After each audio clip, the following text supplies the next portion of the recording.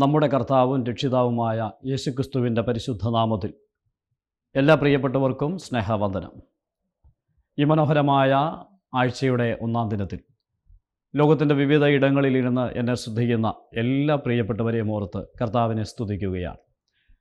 Brother and live YouTube ചാനലിലൂടെ ഈ ആത്മീക ശുശ്രൂഷകൾ ശ്രദ്ധിക്കുകയും ദൈവവചനത്തിൻ്റെ കേൾവിയാൽ അനുഗ്രഹം പ്രാപിക്കുകയും ചെയ്യുന്ന ദൈവജനത്തെ ഓർത്ത് ദൈവത്തെ സ്തുതിക്കുന്നു. നിങ്ങൾ നൽകുന്ന ആത്മീക പ്രചോദനത്തിനും പ്രോത്സാഹനത്തിനും നന്ദിയെ അറിയിക്കുകയും ചെയ്യുന്നു. ഇന്ന് പ്രഭാതത്തിൽ വിശുദ്ധ തിരുവെഴുത്തിൽ നിന്ന് ഒരു വേദഭാഗം നിങ്ങളെ വായിച്ച് കേൾപ്പിക്കുവാൻ ആഗ്രഹിക്കുകയാണ്. ഈ നാളുകളിൽ പലപ്പോഴായി നാം ദൈവവചനത്തിൽ നിന്ന് ചിന്തിച്ചുകൊണ്ടിരിക്കുന്നത് 84-ാം സങ്കീർത്തനമാണ്. ആ സങ്കീർത്തനത്തിൻ്റെ 2-ാമത്തെ വാക്യമാണ് ഇന്ന് പ്രഭാതത്തിലെ ചിന്തയ്ക്ക് വേണ്ടി ഞാൻ വായിച്ച് കേൾപ്പിക്കുവാൻ ആഗ്രഹിക്കുന്നത്. 84-ാം സങ്കീർത്തനം 2-ാം വാക്യം: എൻ്റെ ഉള്ളം യഹോവയുടെ പ്രാകാരങ്ങളെ വാഞ്ചിച്ച് മോഹിച്ചു പോകുന്നു, എൻ്റെ ഹൃദയവും എൻ്റെ മാംസവും ജീവനുള്ള ദൈവത്തെ നോക്കി ഘോഷിക്കുന്നു. വളരെ സുപരിചിതമായ ഈ സങ്കീർത്തനത്തിൻ്റെ വ്യത്യസ്തമായിരിക്കുന്ന ചില ആത്മീക സത്യങ്ങൾ കഴിഞ്ഞ നാളുകളിൽ നാം ചിന്തിക്കുകയുണ്ടായി.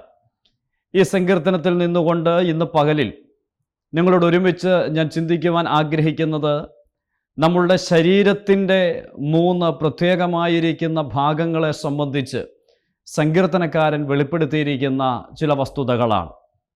വളരെ വ്യക്തമായിട്ട് ഈ 2-ാം വാക്യത്തിൽ നമ്മുടെ ശരീരത്തിൻ്റെ 3 പ്രധാനപ്പെട്ട ഭാഗങ്ങളെ രേഖപ്പെടുത്തിയിട്ടുണ്ട്. 1 നാം വായിച്ചത് എൻ്റെ ഉള്ളം എന്നായിരുന്നു. 2 എൻ്റെ ഹൃദയം. 3 എൻ്റെ മാംസം. ഇവിടെ എൻ്റെ എന്നുള്ളതിന് വളരെ പ്രാധാന്യതയുണ്ട്. കോരഹ് പുത്രന്മാർ ഇങ്ങനെയാണ് പറയുന്നത്: എൻ്റെ ഉള്ളം നിൻ്റെ പ്രാകാരങ്ങളെ വാഞ്ചിച്ച് മോഹിച്ച് പോകുന്നു, എൻ്റെ ഹൃദയവും എൻ്റെ മാംസവും ജീവനുള്ള ദൈവത്തെ നോക്കി ഘോഷിക്കുന്നു. യഥാർത്ഥ പരിഭാഷയിൽ അവിടെ എൻ്റെ ഹൃദയവും എൻ്റെ മാംസവും ജീവനുള്ള ദൈവത്തിനായി കേഴുന്നു എന്നും കരയുന്നു എന്നുമാണ് ഉപയോഗിച്ചിരിക്കുന്നത്. അപ്പോൾ യഥാർത്ഥത്തിൽ നമുക്കിങ്ങനെ വായിക്കാം: എൻ്റെ ഹൃദയവും എൻ്റെ മാംസവും ജീവനുള്ള ദൈവത്തിനായിട്ട് കരയുന്നു. ഇവിടെ 3 ശരീരഭാഗങ്ങളെ സംബന്ധിച്ച് പറയുമ്പോൾ ഇന്ന് പ്രഭാതത്തിൽ വളരെ ചിന്തനീയമായിട്ട് നമുക്ക് ശ്രദ്ധിക്കുവാൻ കഴിയുന്ന 3 പ്രധാനപ്പെട്ട ആശയങ്ങളാണ് കോരഹപുത്രന്മാർ ഈ സങ്കീർത്തനത്തിലൂടെ, ഈ വാക്യത്തിലൂടെ വെളിപ്പെടുത്തുന്നത്. ഇവിടെ ഒന്നാമത് നാം കാണുന്നത് എൻ്റെ ഉള്ളം എന്ന വാക്കാണ്. എൻ്റെ ഉള്ളം എന്നുള്ളതിന് ഉപയോഗിച്ചിരിക്കുന്നത് മൈ സോൾ എന്നാണ്. ആ സോൾ എന്ന് പറയുന്ന പദം ബൈബിളിൽ വിവിധ ഇടങ്ങളിലായിട്ട് ഉപയോഗിച്ചിട്ടുണ്ട്. അതിൻ്റെ എല്ലാ ആശയത്തിലേക്കും ഈ പ്രഭാതത്തിൽ പോകുവാൻ ഞാൻ ആഗ്രഹിക്കുന്നില്ല. മറിച്ച് എൻ്റെ ഉള്ളം എന്നുള്ളതിന് അവിടെ പറഞ്ഞിരിക്കുമ്പോൾ ആ ഉള്ളത്തിൻ്റെ ആഗ്രഹം അവിടെ രേഖപ്പെടുത്തിയിരിക്കുകയാണ്. എൻ്റെ ഉള്ളം യഹോവയുടെ പ്രാകാരങ്ങളെ വാഞ്ചിച്ച് മോഹിച്ചു പോകുന്നു എന്നാണ് കോരഹപുത്രന്മാർ പറയുന്നത്. അപ്പോൾ മുഴു ഹൃദയവും മുഴു ജീവനും ദൈവത്തിൻ്റെ ആ പ്രാകാരത്തോടുള്ള വാഞ്ചയാൽ ഏറ്റവും സന്തോഷത്തോടെ ഇരിക്കുകയാണ്.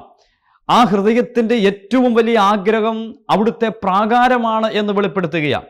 ഇതൊന്ന് മനസ്സിലാക്കുവാനായിട്ട് തിരുനിവാസത്തിൻ്റെ 3 തട്ടുകളെക്കുറിച്ച് നാം ഒന്ന് മനസ്സിലാക്കേണ്ടതായിട്ടുണ്ട്.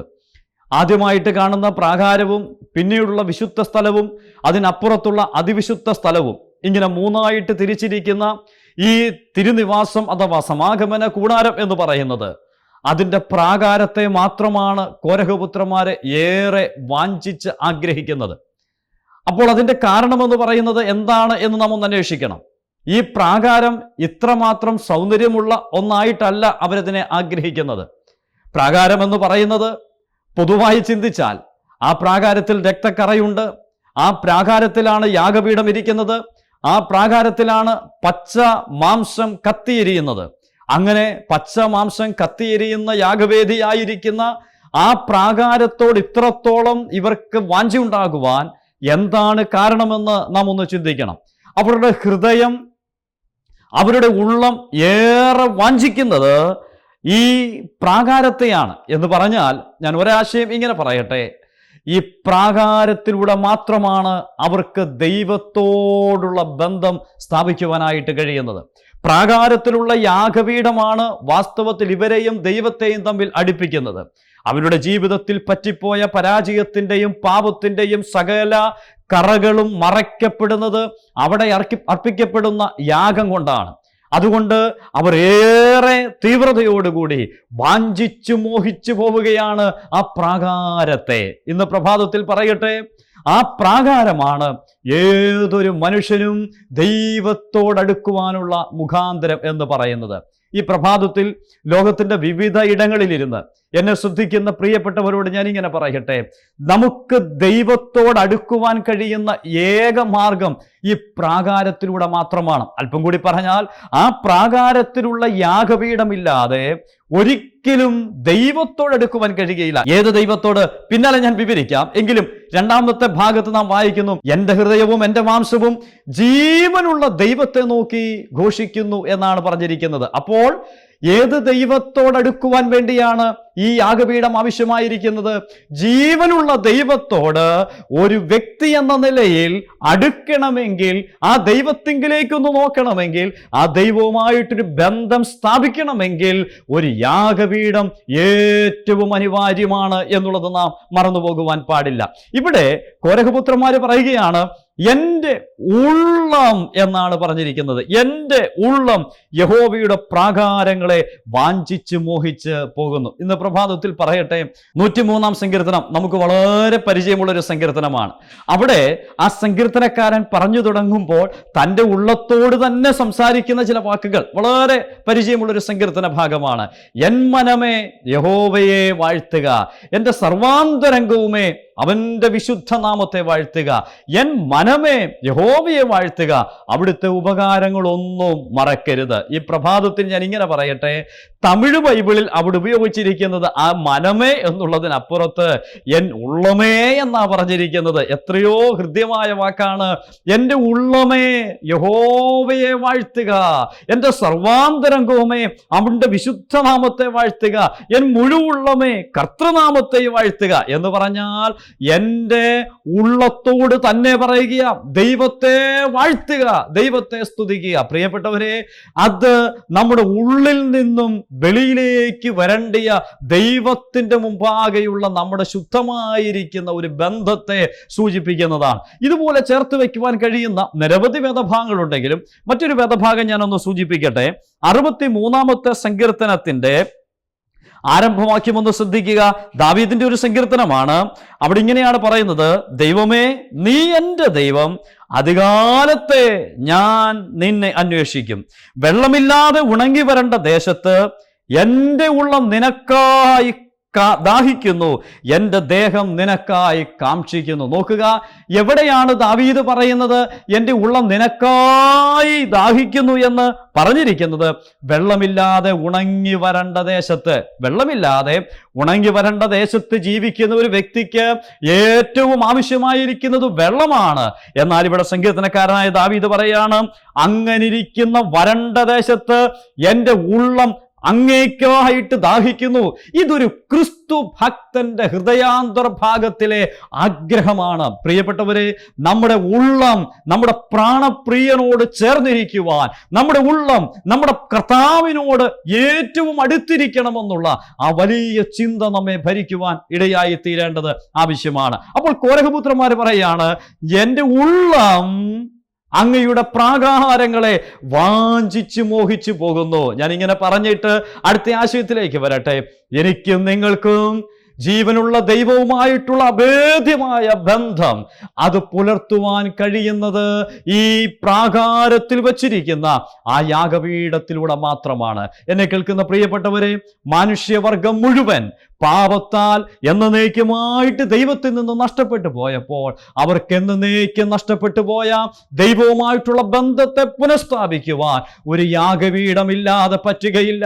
ആ യാഗപീഠമാണ് ഇന്നേക്ക് 2025 വർഷങ്ങൾക്ക് മുമ്പ് ഗൊൽഗോത്ത മലമുകളിൽ ഉയർത്തപ്പെട്ടത്. അവിടെയാണ് ദൈവപുത്രനായ കർത്താവായ യേശുക്രിസ്തു മനുഷ്യവർഗത്തിന്റെ പാപത്തെ മുഴുവൻ ഏറ്റെടുത്തുകൊണ്ട് നമുക്ക് വേണ്ടി യാഗമായിട്ട് തീർന്നത്. അവിടെയാണ് ദൈവകുഞ്ഞാട് അറുക്കപ്പെട്ടത്. അവിടെയാണ് ദൈവകുഞ്ഞാട് തകർക്കപ്പെട്ടത്. ആ ദൈവകുഞ്ഞാടിന്റെ രക്തമാണ് മാനവ മനുഷ്യന്റെ പാപത്തിന് പരിഹാരമായിട്ട് തീർന്നിരിക്കുന്നത്. ആ രക്തത്താൽ മാത്രമാണ് ദൈവത്തിങ്കലേക്ക് മനുഷ്യന് പ്രവേശനമുള്ളത്. ഇന്ന് പ്രഭാതത്തിൽ പറയട്ടെ, അങ്ങനെ പ്രവേശനം ലഭിച്ച ദൈവജനത്തിനായിട്ട് ഞാൻ ദൈവത്തെ സ്തുതിക്കുക. അങ്ങനെ പ്രവേശനം ലഭിച്ചിരിക്കുന്ന പ്രിയപ്പെട്ടവരെ, വീണ്ടും നമ്മൾ ദാഹിക്കണം. എന്തിനു വേണ്ടി? വീണ്ടും നമ്മളുടെ ഹൃദയത്തിന്റെ വാഞ്ച നമ്മുടെ പ്രാകാരത്തോടായിരിക്കണം, നമ്മുടെ കർത്താവിനോടായിരിക്കണം. നമ്മുടെ കർത്താവിലൂടെ ദൈവമഹത്വം നമുക്ക് ദർശിക്കുവാനായിട്ട് ഇടയായിട്ട് തീരുന്നതാണ്. ഇന്ന് പ്രഭാതത്തിൽ നമ്മുടെ ശരീരത്തെ സംബന്ധിച്ച് പറയുന്ന ഒന്നാമത്തെ ഭാഗം ഇതാണ്, എൻ്റെ ഉള്ളം എന്നുള്ളതാണ്. രണ്ടാമത് പറയുന്ന വാക്ക് നാം കണ്ടു, എൻ്റെ ഹൃദയവും എൻ്റെ മാംസവും. എൻ്റെ ഹൃദയവും എൻ്റെ മാംസവും എന്ന് പറയുന്നത് അതും നമ്മുടെ ശരീരത്തോട് ചേർത്ത് വെക്കുവാൻ കഴിയുന്ന രണ്ട് കാര്യങ്ങളാണല്ലോ. അതെല്ലാം മുഴു ശരീരത്തെ സൂചിപ്പിക്കുന്ന പദപ്രയോഗമാണ് ഇത് മൂന്നും എന്ന് വരികിലും ഞാൻ ഓരോ ഭാഗവും എടുത്തൊന്ന് പറയട്ടെ. എൻ്റെ ഹൃദയം, എൻ്റെ ഹൃദയം. ഇവിടെ എൻ്റെ ഹൃദയവും എൻ്റെ മാംസവും എന്ന ആ പദത്തിൽ എന്താണ് ചെയ്യുന്നത്? എൻ്റെ ഹൃദയവും എൻ്റെ മാംസവും ജീവനുള്ള ദൈവത്തിനായി, ദൈവത്തിനു വേണ്ടി, ദൈവത്തിനായിട്ട് കരയുകയാണ് എന്ന് പറഞ്ഞാൽ ദൈവമേ എന്ന് വിളിച്ചുകൊണ്ട് കേഴുന്ന സങ്കീർത്തനക്കാരന്റെ വാക്കുകളാണ് അവിടെ കാണുവാനായിട്ട് കഴിയുന്നത്.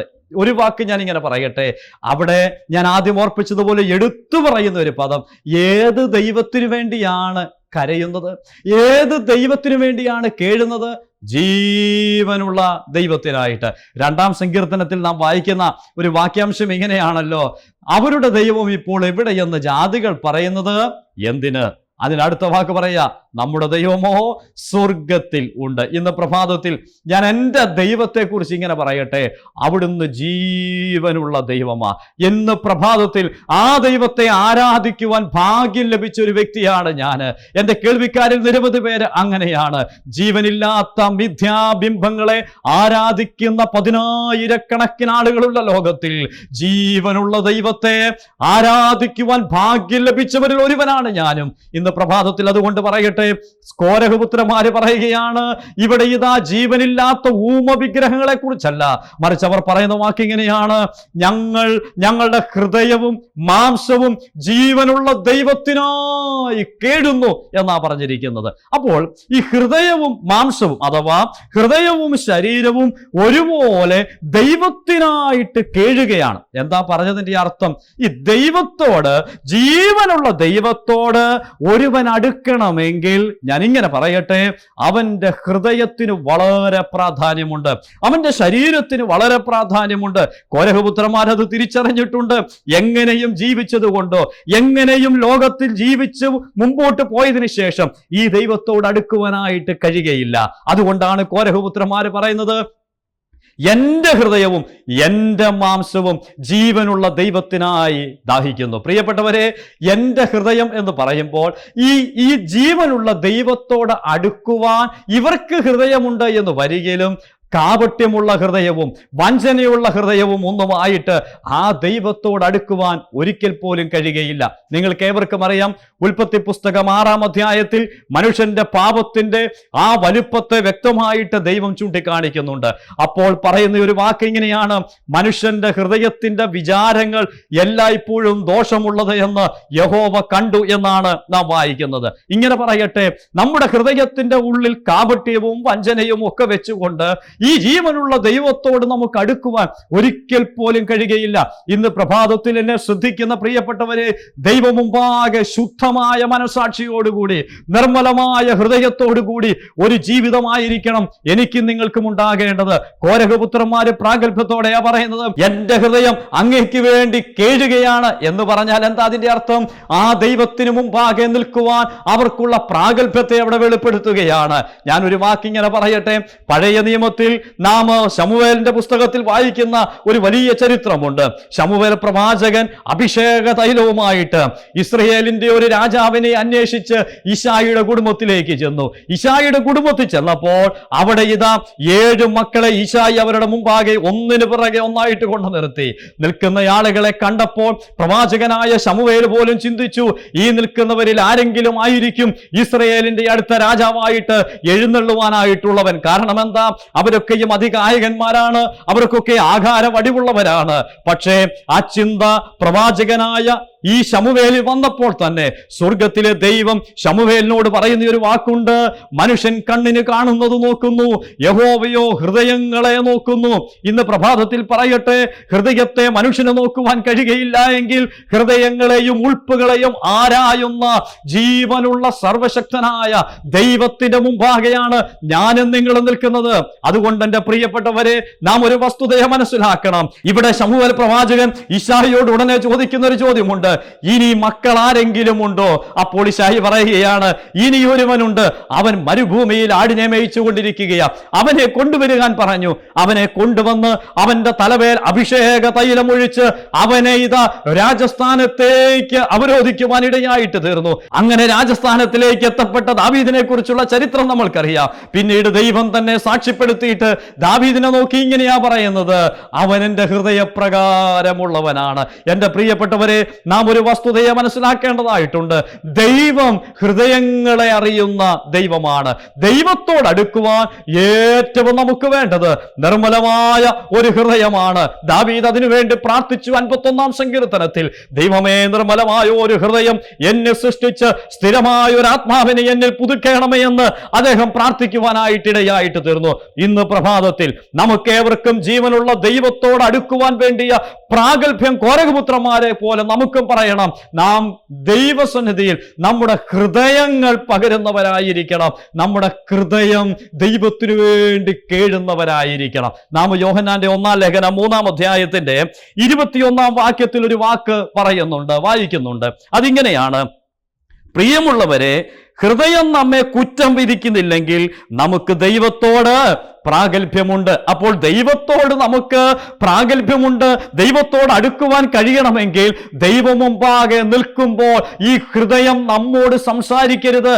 ഈ ഹൃദയം നമ്മുടെ കുറവുകളെ ചൂണ്ടിക്കാണിക്കുന്നെങ്കിൽ ആ കുറവിനെ ഏറ്റുപറയാതെ ഈ ദൈവത്തോട് അടുക്കുവാൻ നമുക്ക് കഴിയുകയില്ല. അതുകൊണ്ട് ഇന്ന് പ്രഭാതത്തിൽ പറയട്ടെ, ദൈവത്തോട് അടുക്കുവാനുള്ള ഏതൊരു വിശ്വാസിയുടെയും പ്രാഗൽഭ്യം എന്ന് പറയുന്നത് ഹൃദയം കുറ്റം വിധിക്കുന്നില്ല എന്നുള്ള പരിപൂർണ ബോധ്യമാണ്. കുറ്റം വിധിക്കാത്ത ഒരു ഹൃദയം നമുക്കുണ്ടാകണം. ആളുകൾ നമ്മെ കുറ്റം വിധിച്ചാലും, ആളുകൾ നമുക്കെതിരെ അപരാധം പറഞ്ഞാലും, ഇന്ന് പ്രഭാതത്തിൽ പറയട്ടെ, നിർമ്മലമായ മനസാക്ഷിയോടുകൂടി ദൈവം മുമ്പാകെ പ്രാഗൽഭ്യത്തോടെ നിൽക്കുവാൻ ഏതൊരു വ്യക്തിക്കും ഇടയായിട്ട് തീരണം. അഭിമാനത്തോടെ കോരകപുത്രന്മാര് പറയുകയാണ്, എന്റെ ഹൃദയം നാഥാ നിനക്കായിട്ട് കേഴുന്നു. ഇനി ചേർത്ത് പറയുന്ന അടുത്തൊരാശയം ശ്രദ്ധിക്കുക, എന്റെ ഹൃദയവും എന്റെ മാംസവും എന്ന് പറഞ്ഞാൽ എന്താ അർത്ഥം? അവിടെ പറഞ്ഞിരിക്കുന്നതിനെ ഞാൻ ഒറ്റ വാക്കിൽ ഇങ്ങനെ പറയട്ടെ, ഞങ്ങളുടെ പരിപൂർണമായിരിക്കുന്ന ശരീരവും നാഥാ നിനക്ക് വേണ്ടി മാത്രം കേഴുകയാ, നിനക്ക് വേണ്ടി വളരെ ഉച്ചത്തോടെ നിലവിളിക്കുകയാ. ഇന്ന് പ്രഭാതത്തിൽ ദൈവത്തിന്റെ ജനമേ, ഇതാണ് ഒരുക്കമുള്ള ഒരു ഹൃദയം, ഇതാണ് ഒരു വ്യക്തിയുടെ ജീവിതത്തിൽ ഉണ്ടായിരിക്കേണ്ടത്. നാം 1 കൊരിന്ത്യർ 3-ാം അധ്യായം 16-ാം വാക്യത്തിൽ വായിക്കുന്ന ഒരു വാക്ക് ഇങ്ങനെയാണ്, നിങ്ങൾ ദൈവത്തിന്റെ മന്ദിരമെന്നും ദൈവത്തിന്റെ ആത്മാവ് നിങ്ങളിൽ വസിക്കുന്നുവെന്നും നിങ്ങൾ അറിയുന്നില്ലയോ? നിങ്ങൾ ദൈവത്തിന്റെ മന്ദിരമെന്നും ദൈവത്തിന്റെ ആത്മാവ് നിങ്ങളിൽ വസിക്കുന്നുവെന്ന് നിങ്ങൾ അറിയുന്നില്ലയോ? ദൈവത്തിന്റെ മന്ദിരം നശിപ്പിക്കുന്നവനെ ദൈവം നശിപ്പിക്കും, ദൈവത്തിന്റെ മന്ദിരം വിശുദ്ധമല്ലോ, നിങ്ങളും അങ്ങനെ തന്നെ എന്നാ വായിച്ചിരിക്കുന്നത്. അപ്പോൾ ഈ കൂടാരമായ ഭൗമഭവനത്തിലാണ് നമ്മൾ വസിക്കുന്നത് എന്ന് വരികിലും ഇത് ദൈവത്തിന്റെ ആത്മാവ് വസിക്കുന്നത് കൊണ്ട് ദൈവത്തിന്റെ ആലയമായിട്ട് തീർന്നിരിക്കുന്നതാണ്. ആ ആലയത്തിൽ നമുക്ക് ദൈവത്തോട് പ്രാഗൽഭ്യമുണ്ട് എന്നുള്ളത് വെളിപ്പെടുത്തുകയാണ്. ഇന്ന് പ്രഭാതത്തിൽ പറയട്ടെ, കോരഹപുത്രന്മാര് ഇത് പറയുന്നതിന്റെ പിന്നിൽ അവർക്ക് അവരുടെ ഹൃദയവും അവരുടെ മാംസവും അവരുടെ ഉള്ളവും മുഴുവൻ ദൈവസന്നിധിയിൽ അല്ല, ജീവനുള്ള ദൈവത്തിന്റെ സന്നിധിയിൽ, ആ ദൈവത്തിന്റെ സന്നിധിയിലേക്ക് കേഴുന്നതിന്റെ കാരണം അവർ പിന്നിൽ കണ്ട അവരുടെ പിതാക്കന്മാരുടെ ജീവിതത്തിൽ സംഭവിച്ചു പോയ വലിയ പരാജയമായിരുന്നു. അത് വിട്ടിട്ട് അവരിന്ന് ദൈവസന്നിധിയിലേക്ക് വന്നിട്ട് പറയുക, ദാ ആ കാണുന്ന നാറ്റം വമിക്കുന്ന, ആ പച്ചമാംസം കത്തിയെരിയുന്ന, ദുർഗന്ധം വമിച്ചുകൊണ്ടിരിക്കുന്ന ആ യാഗപീഠം ഇരിക്കുന്ന പ്രാകാരമുണ്ടല്ലോ, അത് ഞങ്ങൾക്ക് ദൈവത്തോട് ദൈവത്തോടടുക്കുവാൻ ലഭിക്കുന്ന പ്രാഗൽഭ്യമാണ്. തുടർന്നവർ പറയുകയാണ്, എന്റെ ഹൃദയവും എന്റെ മാംസവും ജീവനുള്ള ദൈവത്തിനായിട്ട് കരയുകയാണ്. ഇന്ന് പ്രഭാതത്തിൽ പറയട്ടെ പ്രിയപ്പെട്ടവരെ, നമുക്ക് ഓരോരുത്തർക്കും ഈ ജീവനുള്ള ദൈവത്തോട് ഈ നിലയിൽ ഒരു ബന്ധം സ്ഥാപിക്കുവാനിടയായിട്ട് തീരണം. അതുകൊണ്ട് ഞാൻ ഇങ്ങനെ പറഞ്ഞ് എന്റെ വാക്കുകളെ ഉപസംഹരിക്കട്ടെ.